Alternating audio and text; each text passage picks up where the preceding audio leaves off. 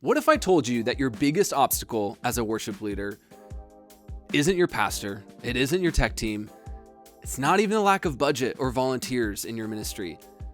It's actually something in you, in us as worship leaders. It's the idol that nobody talks about, but every worship leader, I promise you, is tempted to serve. And here's the worst part.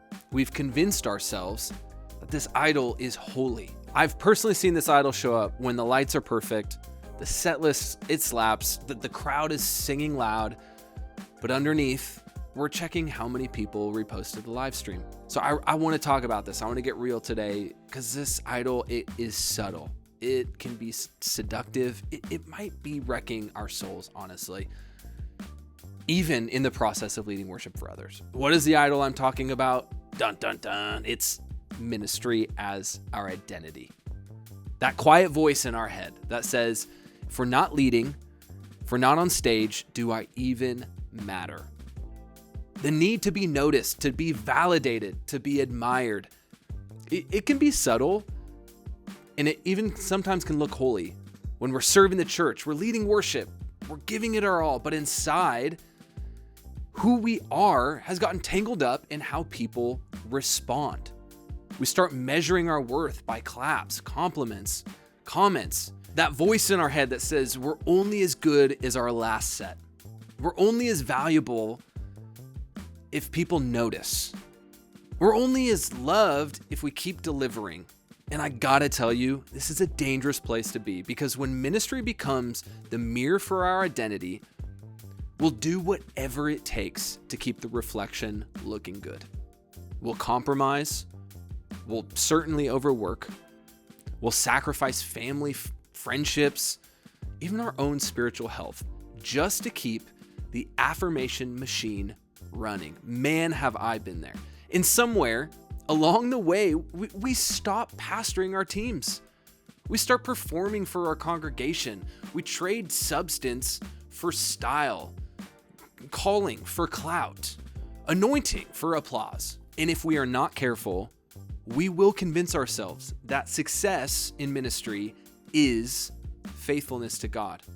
But I'm telling you, those two are not the same thing. Here's the twist. This idol doesn't look like an idol. It doesn't feel wrong because we're doing God's work, right? We're helping people connect with Jesus, right?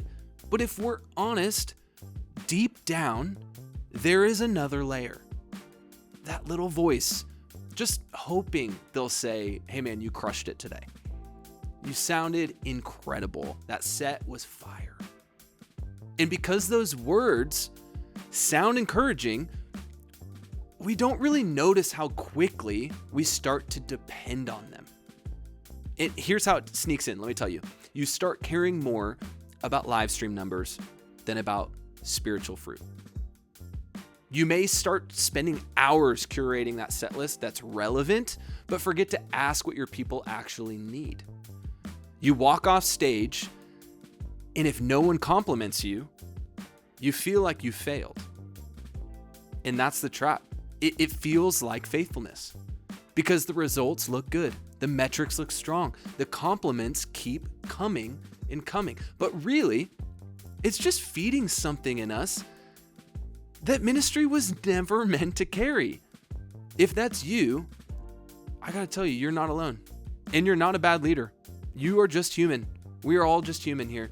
And that's why this idol is so sneaky, because it hides in what looks like obedience. Let me be real with you. I've told you this, there's no fluff here. I've battled this idol myself. Early on in my leadership and even today, I can fall in this thought that my success in my ministry is proving my calling. I've tied my worth to the outcome of a Sunday. If it went great, I was great. If it flopped, so did I. That's a heavy way to live. And eventually, we burn out. Or worse, we just start resenting the people we've been called to serve. The idol demands more and more, and it never loves us back. It just uses us and then leaves us hollow. So what is the way out? How do we step off the hamster wheel of performance and back into real freedom? My friend, let me tell you, here's the reminder that you need to hear. Ministry is what you do. It is not who you are. Your identity is not worship leader. It's not sound tech. It is not production director or even pastor. Your identity, get ready, is child of God. That is it. And the beauty is, being a child doesn't depend on your performance. It does not rise and fall with how the live stream sounded, or how many people lifted their hands during the bridge, or whether anybody noticed the hours you put in behind the scenes. It's secure, it's settled, it's final. When you anchor yourself there, you see, when you know who you are before you step on the stage, there's something that shifts. You stop leading to earn love. You start leading because you're already loved. You see, you stop striving for that approval that we've been wanting and start serving from abundance. And here is the part we forget. Ministry was never meant to feel like a burden. It never was. When our identity is secure, ministry can actually become joyful again. It becomes a chance to create, to encourage, to watch God move through ordinary people doing extraordinary things together.